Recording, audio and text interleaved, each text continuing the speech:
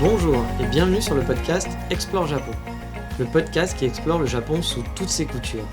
Des conseils voyages, de la culture ou bien de la vie de tous les jours en passant par l'apprentissage du japonais, partons ensemble 2 fois par semaine pour ce magnifique pays qu'est le Japon. Bonjour à tous. Cette semaine dans le podcast, on va faire une session anecdotes et souvenirs qui font chaud au cœur. Enfin chaud au cœur pour moi principalement, faut l'avouer. Après mon retour en France, il n'y a pas une journée où je pense au Japon. À mes journées, qu'elles soient banales, mes trajets pour aller à l'école, ou bien dans un coffee shop, les petites ruelles, ou bien même les voyages, les plus gros voyages qui étaient vraiment cool, les balades qui ont été faits ici et là. Et dans cet épisode, j'ai envie de partager avec vous quelques belles anecdotes que j'ai pu avoir au Japon, que ce soit pendant donc, mes différents voyages ou pendant toute la période où j'ai vécu sur Kyoto. Bref, un peu d'instant de nostalgie qui va, j'espère, vous donner envie, vous aussi, d'explorer un petit peu plus le Japon. Et on va commencer par les petits vieux. Alors pas les petites vieilles anecdotes, non, mais les petits vieux. Les petits vieux qui vous font vraiment aimer le Japon. Souvent, on le sait, les petits vieux peuvent être râleurs. C'était mieux avant, quoi, etc. On connaît la chanson. Et pas forcément ouverts. Mais au Japon, vous verrez souvent des petits vieux, que ça soit des femmes ou des hommes même, venir vous faire un brin de causette. Souvent dans un anglais vraiment très approximatif, voire pas d'anglais du tout, avec un japonais ils y vont franco. Ils ont pourtant souvent moins peur de venir discuter avec les étrangers que nous sommes que les plus jeunes, les japonais plus jeunes. Ça m'est arrivé souvent, et à mes amis aussi au passage, de se faire accoster dans la rue ou bien dans des endroits plus calmes par un petit vieux qui va vous demander souvent si vous êtes américain, car oui, vous êtes blanc, donc pour les japonais, il y a une grande chance que vous soyez américain à la base, ou alors, si vous ont entendu parler français et qui parlent un petit peu français, ils seront du coup super contents de venir vous accoster pour dire quelques mots en français. Par exemple, je me souviens d'avoir fait un Kyoto-Tokyo en train local, un trajet qui avait duré plus de 8 heures avec 8 changements, donc c'était assez long, où vous vous retrouvez parfois dans des gares un peu perdues au milieu de nulle part, avec des magnifiques vues sur la mer. Ce genre de gares donc, qui ont vraiment un charme fou. Et à ce propos, pour les amoureux de livres photos, il y a un magnifique livre qui existe avec des photos superbes qui retranscrivent parfaitement l'ambiance de ces gares avec vue sur mer. Un ami à moi l'a acheté et je vous le conseille fortement. Bon, c'est en japonais, mais vu que c'est un livre photo, pas besoin d'avoir un JLPT pour l'acheter. Enfin bref, un jour, perdu dans une de ces gares en attendant mon prochain train, je me suis retrouvé tout seul en gare, enfin presque, parce qu'il y avait une femme qui devait avoir, je sais pas, entre 50 et 60 ans. Elle était là à attendre aussi, et au bout de quelques secondes seulement, elle est venue me parler dans un anglais vraiment approximatif pour savoir qui j'étais, pourquoi j'étais perdu là en plein milieu d'une gare où d'habitude il n'y a pas grand monde, qu'est-ce que je faisais ici quoi. Donc je lui ai répondu en japonais avec encore plus approximatif, et là la conversation a duré le temps de l'attente, puis chacun a repris sa route, mais ça fait plaisir finalement de discuter avec un ou une inconnue, même pour du small talk, et de voir toute cette gentillesse qui ressort des japonais habituellement. Et ça m'est vraiment arrivé souvent de me faire alpaguer par un petit vieux dans un parc sur un chemin perdu, souvent curieux en fait, avec l'envie de discuter, même si c'est difficile parce qu'il y a la barrière de la langue, ou à essayer de vous donner des conseils. Enfin bref, c'est franchement toujours un bon moment à passer. Et honnêtement, je l'ai souvent vu ce comportement chez les vieilles personnes, et beaucoup, mais vraiment beaucoup moins chez les jeunes, qui ont, je pense, tendance à être beaucoup plus timides habituellement. Il y avait aussi, par exemple, dans un coffee shop où j'allais tous les matins, qui s'appelait Walden Woods à Kyoto, une petite vieille, une habituée qui était là et qui parlait avec un Kansai Ben. Je ne comprenais rien du tout à ce qu'elle racontait, et c'était une vraie fille du Kansai, c'est-à-dire qu'elle n'avait pas peur d'y aller, elle n'avait pas peur de parler, et à chaque fois, elle m'alpaguait. Je comprenais pas ce qu'elle me disait, donc heureusement il y avait les autres japonais qui me traduisaient, mais je me souviens qu'au bout de, 2-3 mois, elle était en train de raconter, alors désolé, il y a une porte qui a claqué, je sais pas si vous l'avez entendu, mais ça m'a fait sursauter, donc elle était en train de raconter, elle leur disait, mais faudrait quand même qu'ils se mettent à bien parler japonais, parce que j'ai envie de lui parler, moi, j'aimerais bien qu'on puisse discuter, donc ça m'avait fait marrer, mais je ne comprenais rien du tout à ce qu'elle racontait. Toujours dans les anecdotes, et ça va vraiment être en vrac, je vous précise cet épisode, ça va être un peu du what the fuck, des anecdotes dans tous les sens qui n'ont aucun rapport les uns les autres. Donc là, c'est un bon moment dont j'ai vraiment j'adore me souvenir quand j'étais au Japon. Alors là, je vivais déjà sur Kyoto, j'avais même à vrai dire décidé d'arrêter l'école. Je devais bientôt partir pour retourner en Europe avant de revenir, donc quelques mois plus tard en novembre, si vous avez suivi un peu mes aventures. J'avais donc quitté l'école, j'étais entre deux eaux, et j'avoue, l'école m'avait vraiment bien fatigué, crevé, et du coup, parfois je profitais pour me faire des soirées gaming devant Assassin's Creed à l'époque, chez moi tranquillement. Et un soir, j'ai pas vu l'heure passer, j'arrête de jouer, il devait être, je sais pas, à 3-4 heures du matin, et je vais pour fermer les rideaux, et je vois que tout est blanc dehors. La neige tombe bien, et je me dis que ça pourrait être quand même super chouette d'aller faire des photos avec personne dehors, aux premières lueurs du soleil, Il était quoi? Il devait être 4 heures du matin. Le soleil se lève tôt au Japon. J'ai donc décidé d'attendre une petite heure et de me motiver à sortir sans avoir dormi du coup. Vous l'avez compris. Alors au départ, je pensais me balader dans Kyoto. Mais une fois dehors, la neige en ville ne tenait pas vraiment, c'était un peu la déception. Mais j'ai eu cette petite idée folle de me dire « Allez, on va prendre le premier train vers Arashiyama » en me disant que peut-être là-bas, dans les ruelles un peu moins passantes, la neige aurait peut-être tenu. Et au final, ce fut vraiment une très bonne idée. Je me suis retrouvé vers 6h du matin à Arashiyama et jusqu'à 8h, 9h, je suis allé dans mon petit chemin préféré, mon temple préféré sur place, dont je vous ai déjà parlé dans l'épisode sur Arashiyama. Et j'ai pu faire des photos vraiment chouettes sous la neige, au lever du soleil. C'était une balade magique. En plus, il n'y avait personne, j'étais tout seul. Bon, avec parfois 1 ou 2 fous de photos comme moi qui avaient eu la même idée, mais c'était un super moment que de profiter de ces rues désertes avec de la neige partout. Alors oui, j'ai eu froid, j'étais super fatigué à cause de la nuit blanche, mais c'était vraiment chouette. J'ai vraiment pas regretté cette sortie pour rien au monde. Et c'est un conseil que je vous donnerai pour les plus téméraires d'entre vous. N'hésitez pas à vous lever tôt, à prendre les premiers trains ou alors à sortir de nuit dans les coins les plus touristiques. Car ils sont souvent déserts à ce moment-là, et c'est finalement à ce moment-là qu'on peut profiter le plus. Dans la même veine, par exemple, le quartier de Gion à Kyoto et tout le coin touristique, moi j'y mets jamais les pieds habituellement. Sauf la nuit, car la nuit c'est paisible, il y a souvent très peu de touristes. Passé les 20h, voire 22h, vous pouvez avoir le quartier quasi pour vous tout seul. C'est vraiment super paisible, et pour les amoureux de photos de nuit, c'est un super terrain de jeu. Avec mon binôme, on se faisait souvent des petites balades après un resto, juste pour débattre de tout et de rien, parler de foot ou autre, mais surtout pour profiter de l'ambiance des petites ruelles calmes et sombres de la ville, car c'est vraiment une ambiance particulière la nuit au Japon, et encore plus à Kyoto, qui est une ville très très calme la nuit, contrairement au jour. Vu que le Japon en plus est safe, vous êtes beaucoup plus apaisé quand vous marchez le soir, tard dans la rue, et il faut savoir qu'au Japon, les rues sont beaucoup moins illuminées que chez nous. Du coup, il est pas rare de marcher dans des rues vraiment très très sombres, même dans les grandes villes, illuminées par toutes les petites LED de temps en temps. Ça donne une ambiance vraiment particulière à ces balades nocturnes. Personnellement, j'adore ça. On faisait souvent ça avec mon binôme et ce sont de vrais bons souvenirs, ces petites balades sans but réel, il n'y avait pas de but précis, on n'allait pas visiter un nouvel endroit, mais c'était juste d'aller quelque part, de marcher dans cette ambiance, et franchement, c'est juste magique. Et en parlant de balade, j'ai beaucoup de bons souvenirs de banlieue, la banlieue des grandes villes. La banlieue, c'est généralement en France pas un mot qui envoie du rêve, il faut l'avouer. Mais au Japon, moi, c'était tout le contraire. J'adore me promener dans ces petites banlieues. Alors, on met bien des guillemets, parce que la banlieue de Tokyo, ou bien même les villes entre Osaka et Kyoto, ou Kobe et Osaka, y a plein d'endroits avec un intérêt touristique vraiment très limité. Et il y a quand même énormément de monde qui y vivent. C'est pas des petites banlieues où il y a 400 habitants. Il y a vraiment énormément de gens. C'est des villes qui peuvent être même plus grandes que certaines villes en France. Mais du coup, dans ces banlieues, il y a vraiment une ambiance qui est paisible et qui est vraiment présente. Avec tous les clichés de ce qu'on imagine du banlieue paisible japonaise, en gros. Ces petits parcs où vont jouer les enfants, les rivières avec les berges où on peut se poser et attendre que le temps passe, tout simplement. Les ruelles sinueuses dans tous les sens, entre des petites maisons, dans des coins calmes, moi perso, franchement, j'adore. Et je vous ai déjà dit, on entend souvent les Français dire que Tokyo, c'est trop bruyant, qu'il y a trop de monde. Pourtant, il suffit vraiment de quelques minutes souvent pour se trouver dans un petit quartier résidentiel et très très calme.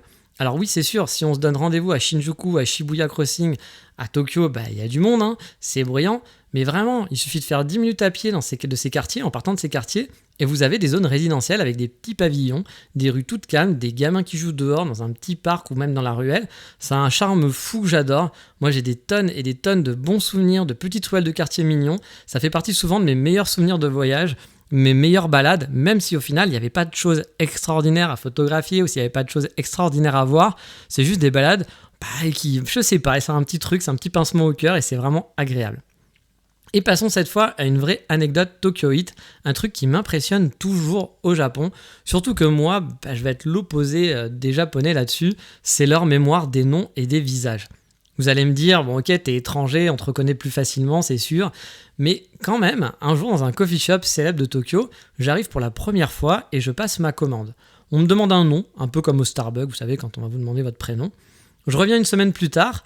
À peine arrivé, le barista que je n'avais personnellement pas reconnu, avec qui j'avais pas parlé en plus la première fois, me sort un « Bonjour Nicolas ». Voilà, alors, pas en japonais bien sûr, et merci de revenir. Alors, j'étais vraiment sur le cul, j'étais venu qu'une fois, une semaine était passée, leur coffee shop il est à Omotesando, c'est un quartier où on voit passer beaucoup de monde et beaucoup de touristes, et pourtant il se rappelait de moi et de mon nom. Bon, là c'est toujours gênant car du coup moi il me faut 6 mois en moyenne pour me souvenir d'un prénom, donc vous vous rendez compte, c'est un peu compliqué pour moi, c'est salut sécu en quelque sorte, hein, voilà, ou salut barista. Mais bon, j'ai déjà développé des techniques depuis pour ne pas avoir trop la honte dans ces moments-là. Enfin bref, j'étais déjà impressionné cette première fois, mais le truc c'est que c'était pas fini. Je reviens 3 mois plus tard dans le même coffee shop, pour la 3e fois donc, et là, rebelote, il se rappelle de mon prénom direct, alors que vous vous en doutez, bah moi, pas du tout quoi. Donc bref, cette expérience, ça m'est arrivé quelques fois, et je suis toujours impressionné par cette faculté qu'ils ont à se rappeler de vous et de votre prénom. Du coup, ça fait plaisir quoi, surtout quand vous êtes dans un pays loin de tout, où vous connaissez personne, ça vous fait un petit chaud au cœur finalement. Ensuite, je vais vous parler d'un de ces moments où au fond de vous, vous vous dites « Ouais, je suis au Japon quand même, c'est vraiment cool quoi ». Donc j'en ai vécu plusieurs bien sûr de ces moments-là, mais celui-là c'était vraiment intense. Et pas seulement à cause de la chaleur étouffante.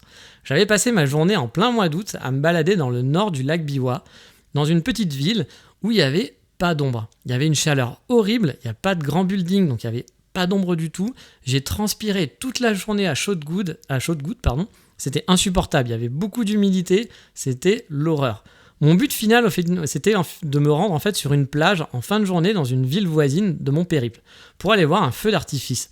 Un feu d'artifice donc, qui était tiré sur le lac Biwa. Honnêtement, après la journée, la transpi, j'étais fatigué, je puais comme un rat mort après avoir marché et sué à chaudes gouttes toute la journée, parce qu'en plus je suis un peu con, dans ces cas-là, moi je continue de marcher beaucoup. Mais arrivé sur cette plage, je me suis posé et j'ai admiré ce feu d'artifice sur le lac avec les Japonais joyeux autour de moi, habillés en yukata, en kimono. C'était totalement cliché, on serait cru dans un animé ou un manga avec les stands de bouffe derrière et les enfants qui s'exclamaient à chaque feu d'artifice, à chaque coup de feu d'artifice. Moi j'étais tout seul, j'avais fait le périple sans amis, ça aurait pu être, vous savez, pour certains un moment un peu dur, un peu de solitude, se dire ah, c'est joli, c'est beau, mais je suis tout seul, c'est un peu triste, etc. Mais pour moi ça a été un vrai bonheur. Malgré le fait que j'étais vraiment crevé de ma journée, que même à 20h, je continuais en plus à transpirer sur la plage tellement il faisait chaud, parce que oui, il faisait encore super chaud à 20h. Mais là, je me suis dit, gars, t'es au Japon. J'ai vraiment savouré cette bonne heure de feu d'artifice dans le noir, à voir toutes les couleurs exploser devant mes yeux, à faire quelques photos, mais pas tant que ça, car je voulais vraiment profiter du moment. Puis, pour en rajouter une couche à cette journée épique, je suis allé rejoindre une gare à 1 heure à pied de là, dans le noir, à traverser une forêt sans lumière dans la nuit la plus totale, à me retrouver devoir traverser une sorte de 2x2 voies, presque une autoroute, et de me dépêcher pour arriver à choper le dernier train, car j'avais lu que les trains ce soir-là étaient souvent bondés à cause du feu d'artifice et que beaucoup n'arrivent pas à rentrer. Donc je m'étais dit pour être sûr d'avoir une place, je vais aller dans la station avant cette ville-là. Mais le problème, c'est qu'il y avait plus d'1 heure de route à travers une forêt. Parce que si j'avais pris la route normale pour y aller, ça m'aurait pris 2 heures. Ça aurait été un petit peu compliqué. Donc bref, j'ai fait 1 heure à pied dans le noir, dans la forêt, etc. Désolé, j'ai un train. Donc ouais, un trou, pardon. Parce que justement, j'ai réussi à avoir le train. Donc arrivé sur place dans la gare, finalement, donc j'ai pu avoir ma place assise, ma technique avait marché parce que du coup tout le monde a rentré dans la station suivante, donc belle technique, j'ai pu avoir le dernier train. Mais il y a eu 3 magnifiques jeunes filles qui se sont assises à côté de moi, et là vous vous dites waouh, ça finit en beauté, il a peut-être réussi à discuter avec ces jeunes filles, etc. Non, pas du tout, parce qu'en fait je vous rappelle que j'avais traversé toute la journée, j'avais marché, que j'étais en transpi depuis le matin, et que même à 23h, quand j'ai traversé cette forêt, il faisait hyper humide, en plus je devais me dépêcher, donc du coup j'ai encore plus transpiré. Je plains encore honnêtement ces filles qui ont dû supporter mon odeur pendant tout le trajet, ça devait être ignoble. Je suis pas sûr que c'était le meilleur moment pour faire connaissance. Mais bon, ça reste quand même un super souvenir pour moi, malgré les conditions. Je peux vous dire que ce jour-là, j'ai râlé dans ma barbe, un nombre de fois incalculable, en me disant « Mais qu'est-ce qu'il fait chaud, j'en peux plus, putain, c'est pas possible ». Mais même ces mauvais souvenirs au Japon peuvent se transformer en bons souvenirs au final, parce qu'il y a une ambiance et il y a une petite joie de vivre qui existe là-bas, que je retrouve pas forcément ici en France, on va dire en général. On repart pour une autre anecdote, cette fois-ci, dans un train, donc encore dans un train, et une rencontre. Je galère rarement à prendre des trains au Japon, sauf dans une gare, et il y a une gare pour moi qui est maudite. Je suis toujours en galère là-bas, c'est celle de Shinagawa, dans le sud de Tokyo. J'ai toujours des problèmes, je ne sais pas pourquoi, à chaque fois, il y a une merde quand je vais là-bas. Donc là, hop, je prends un train vers Kamakura, je suis assez confiant, tout se passe bien pour une fois, puis je sais pas. Je sens le truc un peu louche qui arrive, aussi je sais pourquoi. Donc j'étais avec mes écouteurs, j'ai pas fait gaffe aux annonces, et je vois d'un coup beaucoup de Japonais descendre, voir quasiment tout le monde. Je commence à me dire qu'il y a un problème, quoi, parce qu'on n'est pas arrivé, qu'en plus après Kamakura ça continue encore. Donc je me dis, il y a un souci. Donc, mais je vois qu'il y a un type qui reste dans le wagon, voilà, qui est là, qui a l'air assez confiant, hein, pas le mec en panique, quoi. Donc je me dis, bon, ça doit être le bon train, peut-être que tout le monde sortait ici parce qu'il y a un hub, je sais pas. Je me cherche pas plus loin que ça. Le train redémarre, et là je sens le mec un peu en panique. Je vais le voir, je lui demande si le train va bien à Kamakura du coup, et il me dit que oui. Bon, je fais bon, ok, mais t'as l'air quand même en panique, hein, gars. Hein. Et je vois qu'il a un doute, donc je lui redemande, je fais, mais vous êtes sûr? Parce que j'ai l'impression que c'est pas le bon chemin. Je reconnaissais pas, j'étais déjà venu, je reconnaissais pas vraiment le trajet. Puis arrive la station suivante, et là il me dit, ah bah non, on va pas du tout dans le bon sens.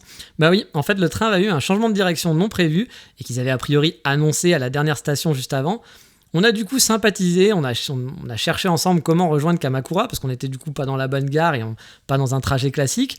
On a discuté un peu en japonais, un petit peu en anglais, on a parlé de plein de trucs, on a parlé de foot, c'était un fan de Manchester United, c'était très sympa, le genre de rencontre un peu fortuite et de deux mecs en galère qui en plus, voilà, et ça s'est bien passé, il m'a échangé son line à la fin, il m'expliquait qu'il faisait le trajet tous les jours car sa copine habitait à Kamakura, qu'il hésitait à habiter à Kamakura, lui travaillait à Tokyo, etc. On avait échangé nos lines, on devait garder contact, mais finalement je l'ai jamais revu. Mais c'est le genre de rencontres et de moments qui vous font apprécier aussi de voyager seul, car des bouts de discussion et de chemin comme cela, bah, j'en ai eu pas mal malgré la barrière de la langue finalement en voyageant tout seul. Et là, on va plus dans un bon moment sentimental, encore une fois, bon, rien de fou, hein, mais cette impression qu'on est vraiment bien ici. Un jour, je vivais à Kyoto, donc voilà, vous le savez, j'ai vécu pendant 1 an à Kyoto, et je suis allé en vacances sur Tokyo, passer 2 semaines sur place entre 2 cours. Et après avoir fait un Airbnb avec des amis, puis un hôtel pas trop cher, je me suis fait plaisir en me tentant pour la première fois un capsule hôtel. Mais alors attention, hein, pas n'importe lequel capsule hôtel, pas le oui-oui, celui de Book and Bed qui est très concept. En gros, vous dormez dans une bibliothèque, donc à l'intérieur d'une bibliothèque, vraiment à l'intérieur, hein, dans la bibliothèque où il y a des livres. Le lieu est très design, il est rempli de livres partout, c'est super joli, c'est en plein cœur de Shinjuku. Franchement, ça vaut le détour. Bon, déjà le concept, il est super chouette. Mais alors que la plupart des gens qui étaient là, ils étaient là soit pour faire des selfies ou juste dormir, finalement il y avait peu de gens qui étaient là pour profiter de la tonne de livres. Bah moi franchement j'ai pas boudé mon plaisir dans ce capsule, il y a des tonnes d'endroits en plus super cosy pour bouquiner jusqu'à tard du coup, parce qu'en gros ils baissent la lumière à partir de minuit mais vous pouvez continuer de lire sans faire de bruit toute la nuit parce que voilà, il y a des gens qui dorment. Et j'ai pas mal changé de coin durant mon passage, je suis resté que 2 nuits mais voilà j'ai essayé de pas mal bouger. Et je me souviens avoir squatté longtemps une place contre une grosse baie vitrée qui donnait sur une rue. Il y a une place animée, donc le capsule hôtel est en hauteur. Donc on avait vraiment une vue plongeante sur cette rue animée de Shinjuku, qui donnait donc sur une rue une place. Il y avait tout un balai de prostituées, enfin je suppose philippines, je ne suis pas sûr, mais j'ai l'impression que c'était ça. Ça m'a fasciné en fait de regarder ce qui se passait dans la rue, d'observer tout ce petit manège, de voir les gens divaguer, bourrer, ou juste de passage, de voir comment aussi ces prostituées alpaguaient, choisissaient leurs clients, parce que c'était un peu étrange, au départ j'étais pas sûr.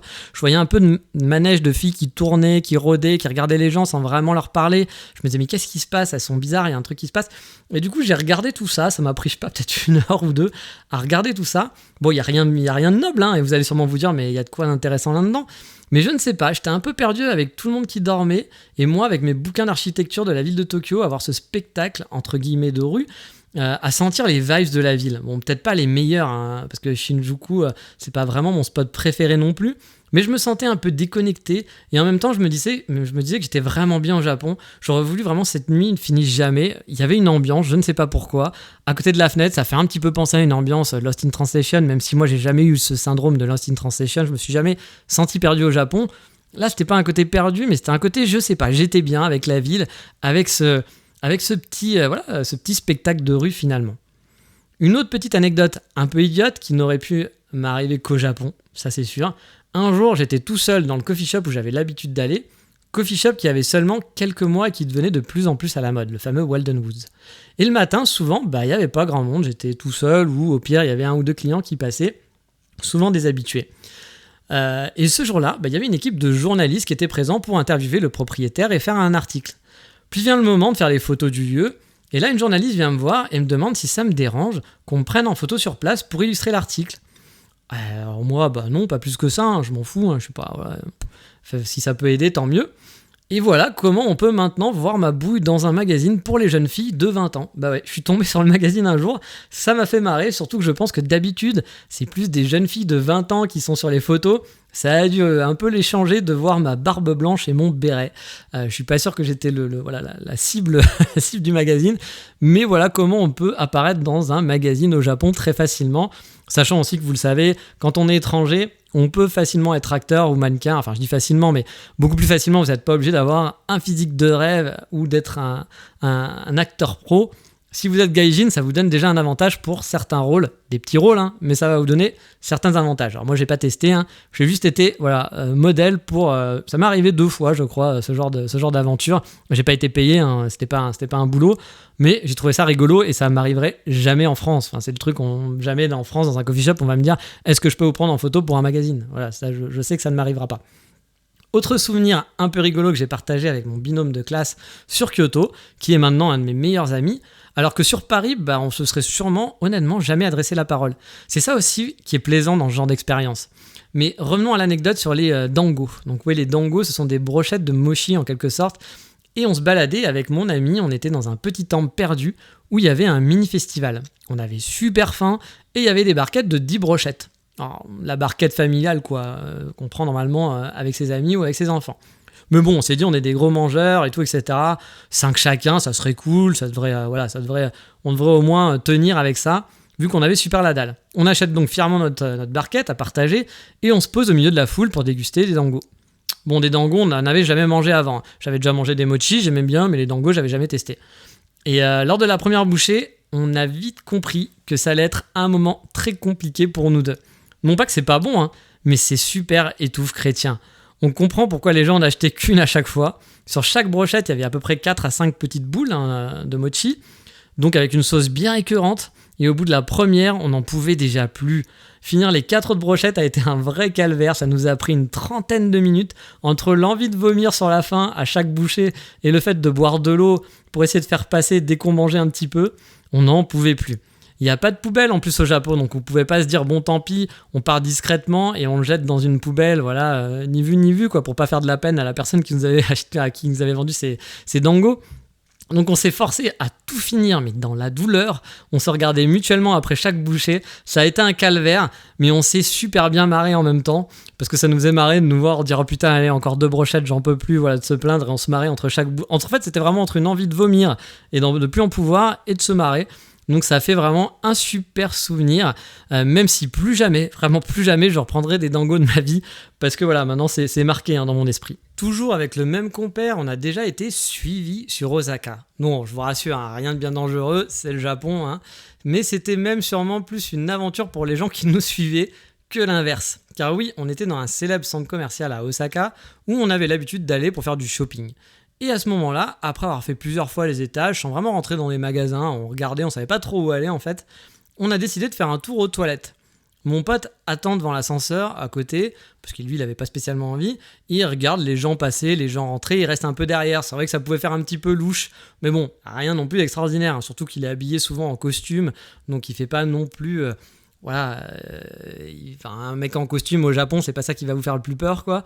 Donc moi, je rentre dans les toilettes, mais celles-ci, elles étaient toutes prises, soit elles n'étaient pas très propres. Et du coup, moi, j'aime pas trop aller pisser si c'est pas super propre, etc. Si j'ai pas le choix, bon, voilà, c'est pas compliqué, mais là, c'est un centre commercial, il y avait d'autres toilettes. Je me suis dit, bon, c'est pas grave, on va faire un autre étage, on va aller chercher d'autres toilettes.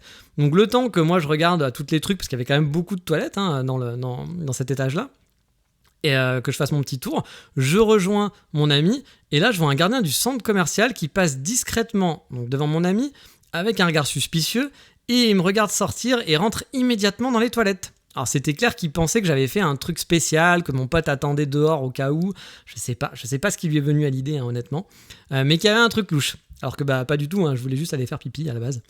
Donc je dis à mon pote qu'il faut qu'on aille à un autre étage car les toilettes sont prises. On s'approche d'un escalator et là on voit 2 autres gardes accélérer le pas derrière nous pour nous suivre. Ça nous fait marrer, vraiment marrer quoi. Donc surtout que j'avais dit bah tiens l'autre il est rentré tout à l'heure, à mon avis ça doit être lié.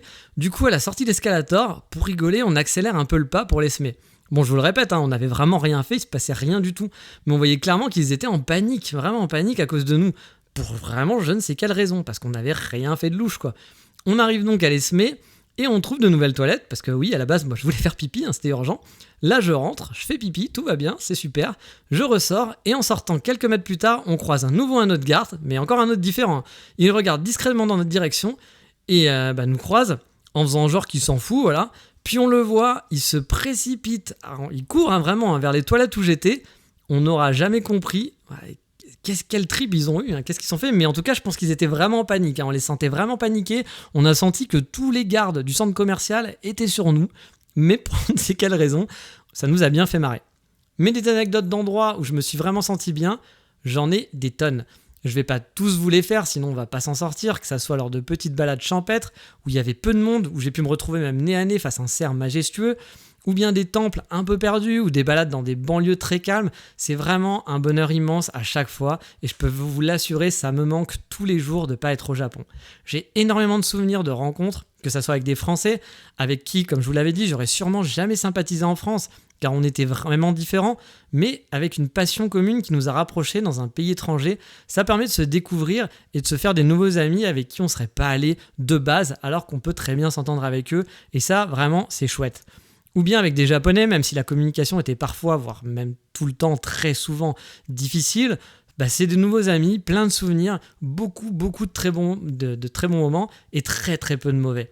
Je ne saurais que vous conseiller, si un jour vous avez l'occasion de tenter l'aventure, de passer le cap des vacances, pour faire un petit passage plus long au Japon, même si c'est pas pour y rester à vie, car vivre au Japon c'est totalement différent, et je le conseille pas forcément à tout le monde de vivre au Japon. On peut vraiment aimer le Japon pendant des vacances, mais pour y vivre, c'est autre chose. La société japonaise, c'est compliqué, il y a plein de codes, c'est pas sûr que ces codes vous plaisent au final, parce que on est très habitué. Moi par exemple, j'ai pas spécialement envie de bosser pour une société japonaise parce que je pense que ça serait très difficile avec mon caractère, même si j'adore les règles au Japon, que j'adore plein de choses. Le côté humiliation que les Japonais adorent faire dans l'école ou dans l'entreprise, moi c'est quelque chose qui ça m'insupporte. Voilà, il y a des choses comme ça, donc il faut vraiment avoir la chance de trouver la bonne société. Je dis pas que toutes les sociétés sont comme ça, bien entendu. Il faut pas tout généraliser, mais voilà, ça peut être quelque chose de compliqué. Mais je vous invite quand même, si vous pouvez, à faire un PVT, si vous avez encore l'âge de faire un PVT, que vous êtes fan du Japon, économiser de l'argent et essayer de faire un PVT, ou de rester quelques mois, de faire comme moi par exemple, rester 3 mois en vacances. Bien sûr, c'est facile à dire, il faut avoir le budget, mais si vous le pouvez, c'est vraiment une expérience qui est vraiment super enrichissante et qui vous rappellera jusqu'à la fin de votre vie de très bons souvenirs, et ça à tout âge. Vous dites pas je suis trop vieux ou je suis trop jeune. Je pense qu'il n'y a pas de limite. Moi, je suis parti, j'avais quand même 38 ans quand je suis parti là-bas. Des camarades de classe à moi avaient 50 ans. Ils avaient vraiment 50 ans. C'était un couple d'Américains.